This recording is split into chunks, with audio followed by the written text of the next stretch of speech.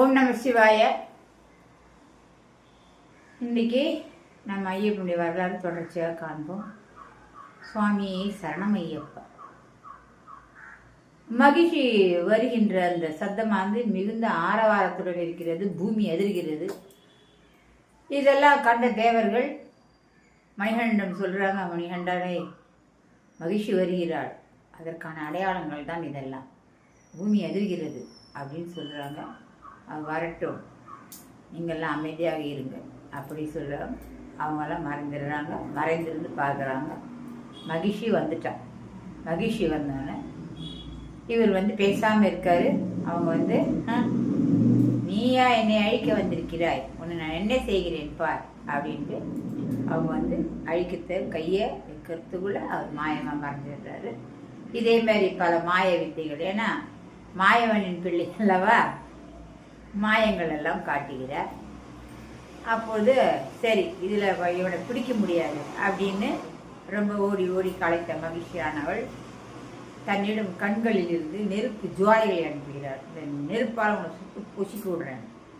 ஆனால் அந்த நெருப்பில் அவர் பொசுங்காமல் வெளில வந்துட்டார்.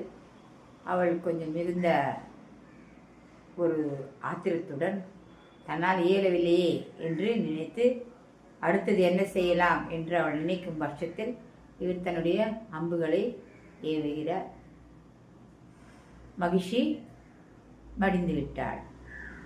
மகிழ்ச்சி மடிந்தவுடன் அவளை துவம்சம் செய்து அவளை அழித்த ஐயப்ப சுவாமிக்கு இன்னும் அந்த இது அடங்கலை, கோபமானது அடங்கலை. மகிழ்ச்சி மீது ஏறி நின்று நடனம் புரிகிறார். மகிழ்ச்சி அழகிய பெண்ணாக உருவெடுக்கிறார். அப்போ மகிழ்ச்சி, ஐயனே உங்கள் பாதம் பட்டு நான் பெண்ணானேன். எனது கணவரின் சொல்லை கேட்காமல் இருந்ததுனால என் கணவர் என்னை அரக்கியா ஓட்டணும்னு சபிச்சுட்டு உங்கள் பாதம் பட்டு எனக்கு சாப விமோசனம் கிடைத்தது என்றார். அப்போ இவர் சொல்கிறாரு, சரி இப்பொழுது நான் பெண்ணாக இருக்கிறேன், நான் என்னை திருமணம் செய்து கொள்ளுங்கள் அப்படின்னு கேட்குறார். இல்லை, இந்த ஜென்மத்தில் நான் பிரம்மச்சாரியாக இருந்து எல்லாருக்கும் நன்மை செய்யணும், தீவைகளை அழிக்கணுன்றதுக்காகவே நான் ஜென்மம் எடுத்திருக்கிறேன்.